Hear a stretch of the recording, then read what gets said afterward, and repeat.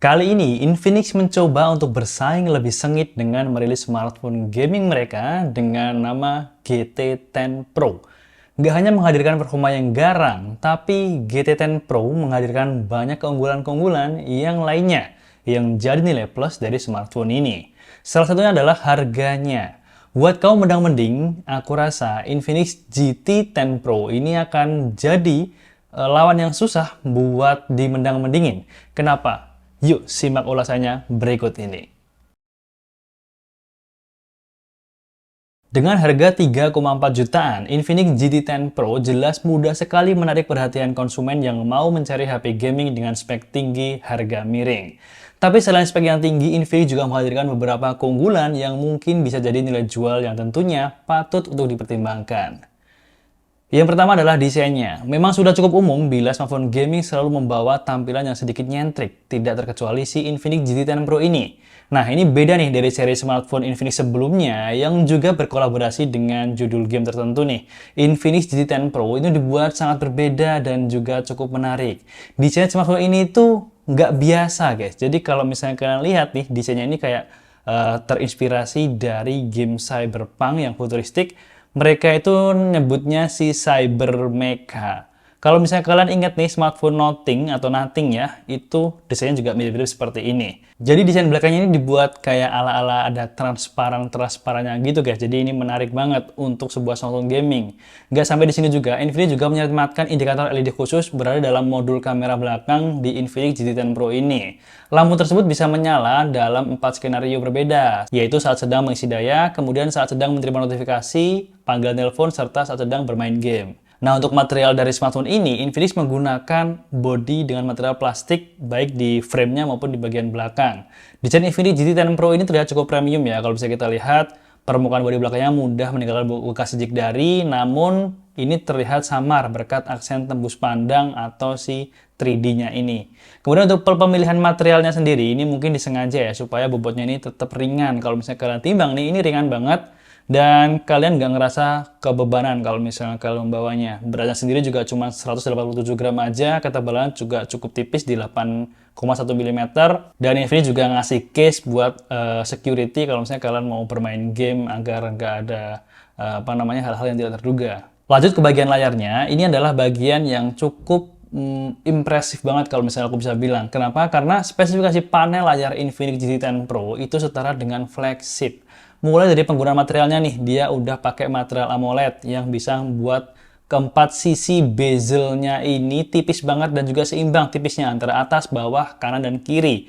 Kemudian dia udah mendukung warna 10-bit alias 1 miliar warna. Plus, dia juga sudah pakai in-display fingerprint sensor. Untuk resolusinya sendiri, ini menggunakan resolusi Full HD+, dimensinya di 6,67 inch dengan refresh rate di 120 Hz. Itu bisa diganti ya antara 60, 90, dan juga 120 Hz. Serta untuk brightness-nya itu mencapai 900 nits. Saturasi warnanya ini tergolong akurat. Aku juga suka banget dengan Infinix yang ngasih color style yang original ya. Meskipun memang ada opsi warna lain vivid yang lebih gonjreng tentunya, tapi itu tergantung dengan preferensi kalian. Kemudian untuk tone sampling rate-nya dia bisa sampai di 360 Hz. Udah tersertifikasi to Frameline ya, jadi ini aman buat mata tentunya. Kemudian ke bagian kamera, untuk Infinix GT 10 Pro ini membawa setup triple kamera di sisi belakang. Kamera Infinix GT 10 Pro cukup bisa dibanggakan nih guys, setidaknya secara sensor yang digunakan ya. Selain mempunyai resolusi yang besar di 108 megapiksel untuk kamera utamanya, dimensinya juga cukup besar nih di 1/1,67 inch untuk untuk size dari sensor kameranya. Dengan bukaan f1.75, secara teori memang sensor kamera tersebut bisa hasilkan gambar yang berkualitas, terutama di kondisi cahaya yang gelap. Mode kameranya pun juga cukup beragam, ada mode Pro dengan parameter manual, sampai ada mode Skyshop yang bisa mengubah warna langit memanfaatkan teknologi AI. Sayangnya, dua sensor kamera lainnya itu hanya beresolusi 2 megapiksel. Ya, kayaknya untuk membantu efek potret dan juga makro ya, cuman ya ala kadarnya lah. Nah, hasil tangkapannya seperti apa? Ini aku juga udah ngasih sampel nih seperti ini untuk hasil tangkapan dari Infinix GT 10 Pro, dan secara overall menurut aku kualitas gambar yang dihasilkan ini natural ya guys. Color stylenya juga bagus, nggak oversaturated. Kemudian memang dia agak vivid, ada vibrant ya untuk warnanya. Jadi hasilnya itu udah kayak tersaturasi seperti itu. Tapi oke lah, kita bisa langsung kalau misalnya mau update di sosial media itu tidak perlu banyak editing lagi.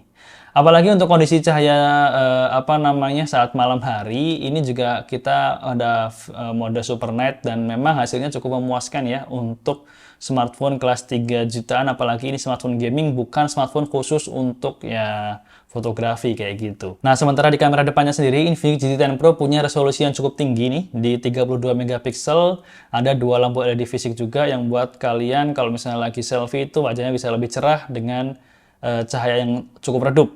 Kualitasnya juga menurut aku juga fine-fine aja ya, cukup oke. Kemudian dia juga sudah mendukung perekaman hingga resolusi 4K di 30 fps atau Full HD di 60 fps untuk kamera belakangnya. Dan ada juga stabilisasi juga guys, stabilisasi anti getar atau AIS, cuman ketika diaktifkan ya nanti gambar dari videonya agak sedikit ke crop, cuman videonya lebih stabil. Seperti ini hasilnya.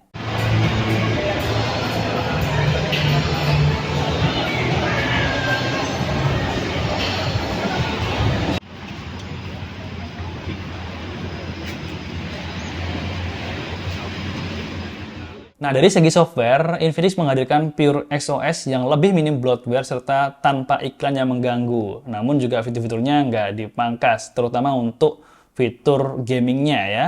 Dan Infinix juga menjanjikan setidaknya ada 1 kali pembaruan atau update OS dan 2 tahun pembaruan keamanan atau security. Infinix GT10 Pro ini sudah diluncurkan dengan Android 13, melengkapi softwarenya juga lebih baik. Smartphone ini juga masih memiliki jack audio 3,5 mm, serta dilengkapi dengan slot kartu micro SD eksternal dedicated.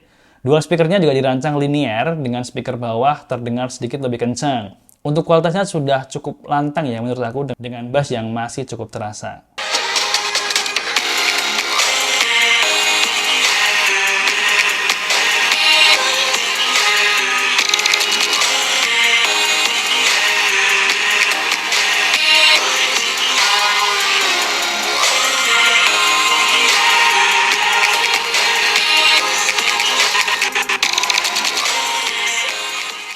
Lanjut ke sektor performa yang mana menjadi daya tarik utama dari smartphone ini, di mana Infinix GT10 Pro menggunakan chipset Dimensity 8050 5G dengan fabrikasi 6 nanometer dan arsitektur 48 inti. Ini dengan kecepatan hingga 3 GHz. Dipasangkan dengan RAM 8 GB LPDDR4X dengan fitur RAM Fusion yang bisa di-extend hingga 16 GB dan penyimpanan internal yang sudah UFS 3.1 senilai atau seluas 256 GB. Nah, bagaimana performa gamingnya? Sesuai dugaan, tergolong memuaskan banget ya. Dan seperti yang kita lihat, aku juga sudah ngetes untuk AnTuTu benchmarknya di sini tembus di angka 670 ribuan. Jadi menurut aku untuk melibas game-game masa kini yang punya spesifikasi yang cukup berat untuk dimainkan seperti Genshin Impact dan lain-lain, ini akan berjalan dengan normal. Dan ya, apalagi game-game yang kompetitif seperti Mobile Legends, PUBG Mobile itu tidak ada halangan guys dengan smartphone ini, apalagi dengan layar yang cukup luas, ini nggak ada masalah. Terlebih dia punya refresh rate yang tinggi di 120 Hz. Kalau misalnya kita pakai PUBG, dia sudah support di 90 Hz dan ya tentunya akan lebih nyaman dengan refresh rate tinggi. Suhunya juga ketika bermain ini masih dalam tahap wajar ya, nggak terlalu mengganggu. Dan ya, Infinix juga menyematkan giroskop pada tingkat presisi yang tinggi di Infinix GT10 Pro ini. Jadi kalau misalnya kita pakai buat main game, ini bener-bener seamless banget. Nah, aku saranin kalau misalnya kalian main game di smartphone ini itu pakai case ya. Jadi ya lebih nggak panas kalau misalnya kita pakai buat main game lama-lama, apalagi di luar ruangan atau kondisi outdoor. Nah, sementara itu bagaimana sih untuk daya tahan baterainya? Jadi Infinix GT10 Pro ini menggunakan kapasitas baterai 5000 mAh dan dia sudah mendukung kecepatan charge yang cukup cepat di 45 watt. Ya, kita bisa ngecas Infinix GT10 Pro ini dengan sangat cepat ya. Aku pengalaman ngecas si smartphone ini itu bisa 30 menitan itu bisa mencapai 70%. Kalau misalnya full itu sekitar 1 jaman. Ya, adaptornya juga udah fast charging dan kabelnya juga cukup unik, warnanya orange tadi yang sudah kita unboxing di video sebelumnya, dan ya portnya modelnya L gitu, jadi nggak ngeganggu kalau misalnya kita lagi bermain game. Nah, dari beragam keunggulan yang dimiliki oleh Infinix GT10 Pro, ini gimana nih menurut kalian? Apakah dengan harga 3 jutaan, smartphone ini worth it untuk dibeli? Catatannya ya, performanya oke, layarnya oke, desainnya juga anti-mainstream banget, kameranya juga nggak kalah oke-nya. Jadi menurut aku untuk smartphone gaming yang dibawa Infinix dengan harga 3 jutaan, Infinix GT10 Pro ini sangat worth it buat dibeli. Dan buat kalian yang pengen smartphone ini, aku juga udah ngasih link pembeliannya di kolom deskripsi di bawah video ini. Kalian bisa langsung klik aja di sana. Dan mungkin segini dulu untuk review dari Infinix GT10 Pro. Semoga video ini bisa membantu teman-teman semua, khususnya buat kalian yang nyari smartphone gaming dengan budget 3 jutaan. Sampai bertemu di video selanjutnya, saya Galang pamit dan have a nice day.